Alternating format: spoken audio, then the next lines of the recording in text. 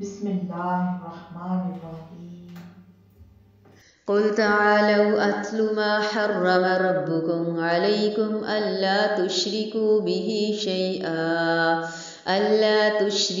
به شيئا وبالوالدين إحسانا ولا تقتلوا أولادكم من إملاق نحن نرزقكم وإياهم ولا تقربوا الفواحش ما ظهر منها وما بطن ولا تقتلوا النفس التي حرم الله إلا بالحق ذلكم وصاكم به لعلكم تعقلون ولا تقربوا مال اليتيم إلا بالتي هي أحسن حتى يبلغ أشده وأوفوا الكيل والميزان بالقسط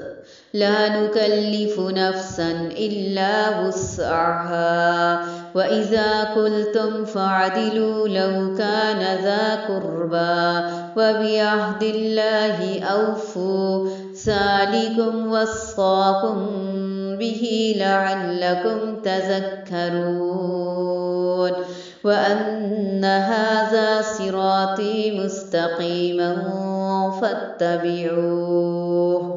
ولا تتبعوا السبل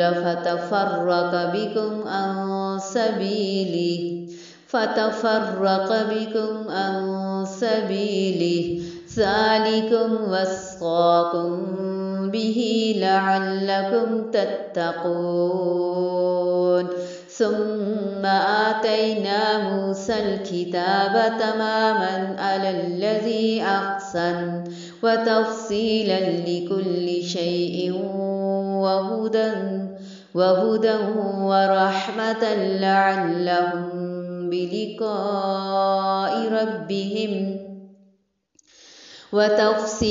لكل شيء